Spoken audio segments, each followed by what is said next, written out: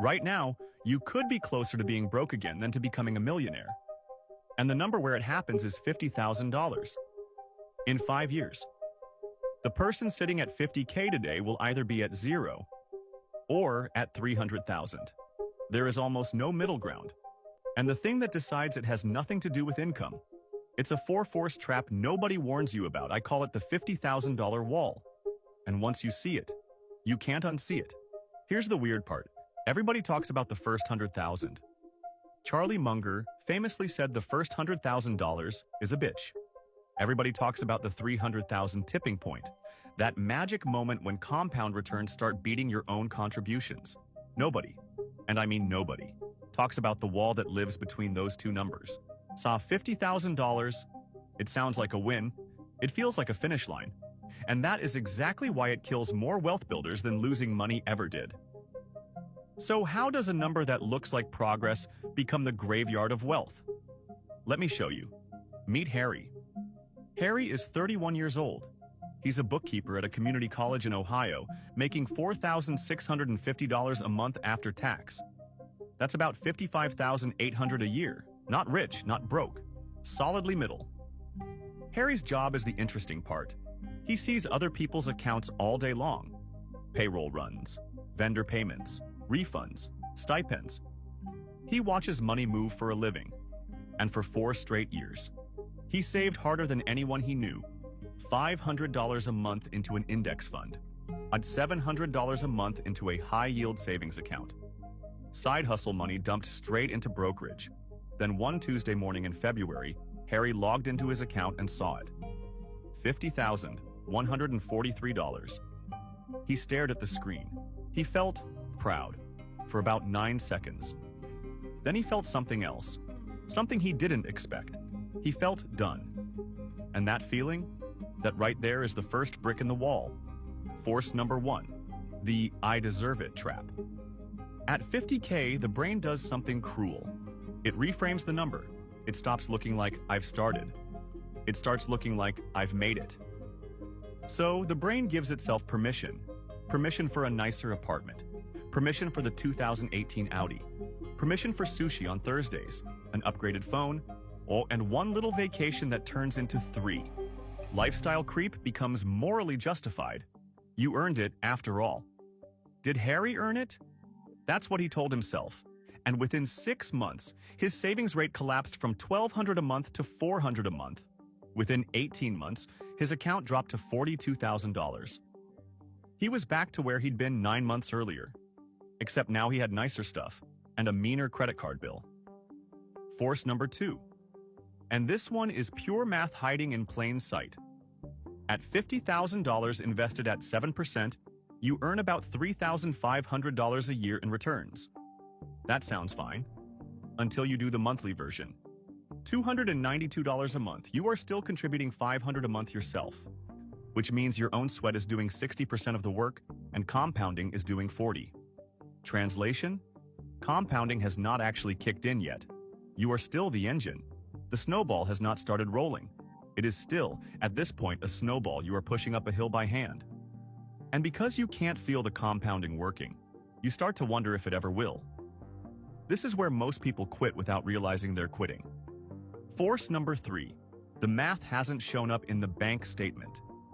Here's what 50K actually looks like on a Monday morning. Your account went up $200. Your account went down $300. Your account went up $80. Your account went down $150. It's noise. Pure, frustrating, meaningless-looking noise. There is no wow moment at 50K. No month where you look at your statement and go, oh my god. Compound interest is real. Your brain needs to see the magic before it fully believes in the magic. And at 50K, the magic is invisible. It's hiding behind your own contributions.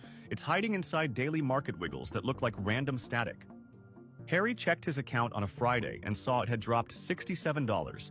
He didn't know if that was a bad day or a bad sign, so his brain helpfully filled in the blank. Bad sign. Maybe this whole thing doesn't work for people like me. Force number 4, and this is the one that finishes the job. Social comparison. At 50K, your friends start moving. They start buying cars. They start upgrading apartments. They start booking trips to Tulum and Lisbon and Tokyo. And what does a bookkeeper sitting on $50,000 feel at that moment? He feels poor. He doesn't feel disciplined. He doesn't feel ahead. He feels left behind. Because his $50,000 is invisible to everyone around him. And their new car is extremely visible. This is the cruelest trick the 50K wall plays. You did the work, you showed the discipline, and your reward is feeling like the broke friend at brunch. I so put those four forces together. The I deserve it trap. Compounding hasn't started yet. The math is invisible in the bank statement. The social comparison pressure eating your willpower. That's the wall. Four forces colliding at the exact same dollar amount, aimed at the exact same psychological window. And most wealth builders walk straight into it without seeing it coming. Think about that for a second. Four separate forces. One tiny dollar range. No warning label. Now here is where Harry's story gets good. Because Harry was lucky. Harry is a bookkeeper. He sees other people's money every day. And one Wednesday afternoon, while reconciling a retirement account for a faculty member, Harry noticed something that broke his brain in the best possible way. The faculty member was 62 years old, and her balance was $312,000, and the previous month. Her account had gained more money than she had put in, by a lot. She contributed $800. Her account went up nearly $2,000. Harry stared at the screen for a long time. Then he went back to his own account. $42,000. Still shrinking, still invisible, still frustrating. And he did the math on where he'd be if he could just push past 50, past 60, past 80, to the place where his own account started acting like the faculty members. That's the moment he met the book that changed everything for him. It's called The Geometry of Wealth by Brian Portnoy. And Portnoy makes one ruthless argument. Wealth is not a pile of money. Wealth is funded contentment. It's the ability to underwrite a life that feels meaningful to you.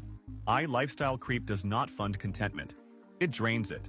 Because every dollar you spend to look wealthy is a dollar that can't compound into actually being wealthy. Harry read that line 3 times, and then he made a decision. He stopped the car upgrade. He moved into a cheaper unit. He cut the Thursday sushi. He got brutal about subscriptions. He went back to $1,200 a month in contributions, sometimes $14, and he gritted his teeth and he waited. Month 1, $43,000. Month 6, $51,000. Month 12, $64,000. Month 18, $78,000. Month 24, $93,000. Month 30, $106,000. And somewhere around $80,000.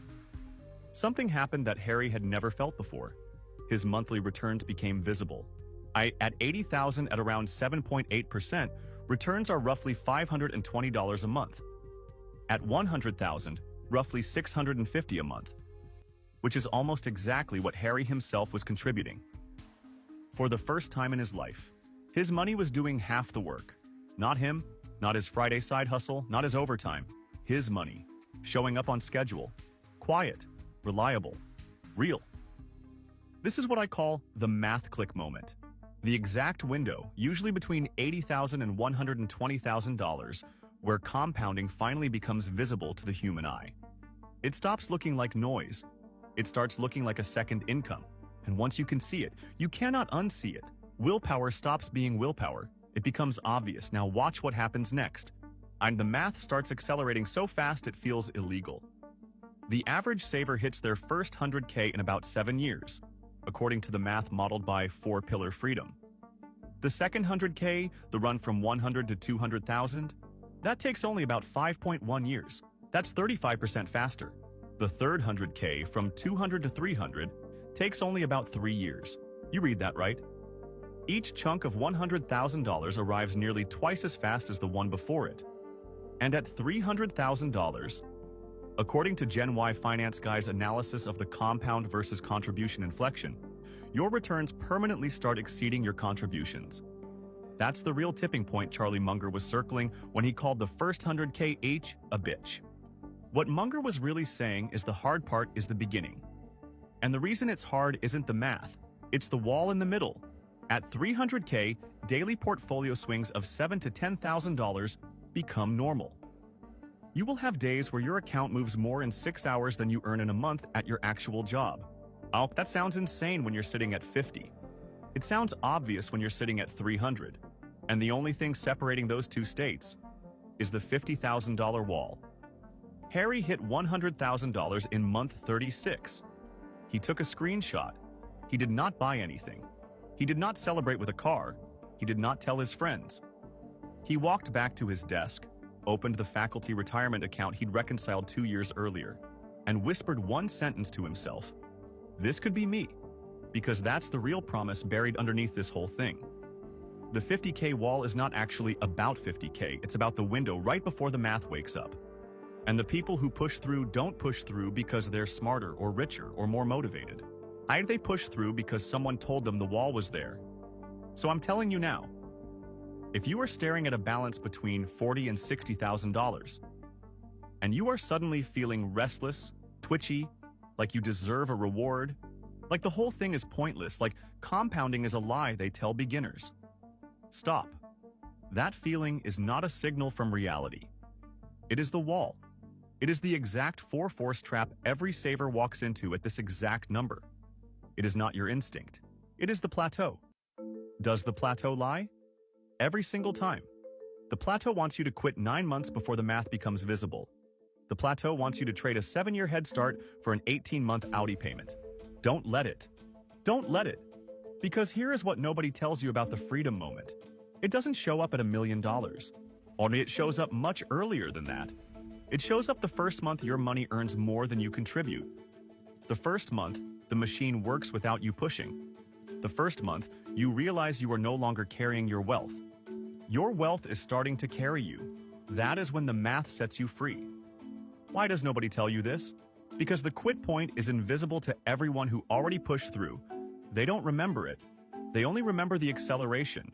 They only remember the second 100,000 arriving 35% faster than the first. They forgot the dark 18 months where compounding felt like a scam. You have to learn about the wall before you walk into it, because nobody on the other side is going to look back and warn you. Harry is not free yet. Harry is at $140,000, working his bookkeeping job, still eating the boring lunches, still driving the same old car. But he could reach that 300K inflection in about 4 more years. And after that, the math could do the heavy lifting for the rest of his life. He got there by seeing the wall before it saw him. Now you've seen it too.